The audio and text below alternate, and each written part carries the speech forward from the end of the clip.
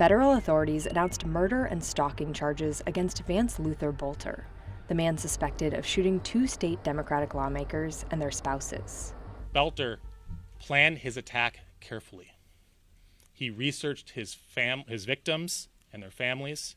He used the internet and other tools to find their addresses and names, the names of their family members. He conducted surveillance of their homes and took notes about the location of their homes. He also prepared in other ways. He concealed himself as a police officer, outfitting his black SUV with police lights and a police license plate, wearing a black tactical vest and body armor, carrying a police flashlight and a handgun. Boelter is also facing additional charges in state court. Authorities captured the suspect over the weekend, ending a 2-day manhunt that left the state on edge. Vance Boelter inflicted unimaginable harm to our community Saturday morning, and he did it while impersonating the very people who are trusted to protect and serve. These violent acts strike at the heart of our democracy and the safety of those who serve the public with dedication and courage. On June 14th, Boelter impersonated a police officer to gain access to the Minneapolis home of State Representative Melissa Hortman. Boelter killed her and her husband there. He also went to the nearby home of State Senator John Hoffman and shot the 60-year-old and his wife. Officials have said they're cautiously optimistic both will survive this assassination attempt on them. What we've learned so far is this suspect seemed to be very motivated by the abortion issue.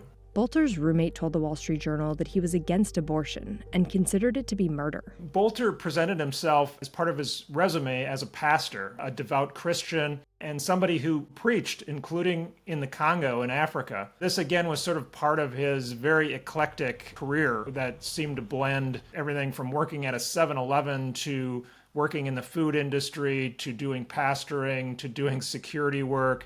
Authorities said they found a list in the suspect's vehicle that named other prominent abortion rights supporters and Democratic lawmakers in Minnesota, including Senator Tina Smith. I think that the level of threat that lawmakers are exposed to is just unacceptable. This incident has become politicized very quickly. State records do show that he had been appointed to a board, a workforce development board, by 2 Democratic governors. These commissions and boards have literally thousands of people on them, and there are Republicans, Democrats, independents appointed to them. On his own application for the position, he indicated that he had sort of no political preference. The shooting happened hours before the military parade in Washington. The event sparked No Kings protests nationwide.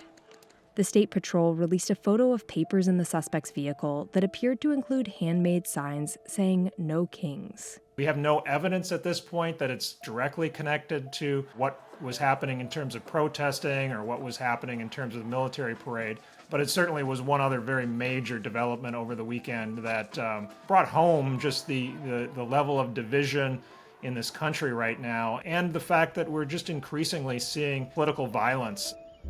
The shooting heightened security concerns for politicians and people in the region. It's putting members of Congress on alert. They were notified over the weekend of this situation, and some added security measures were put in place, we understand.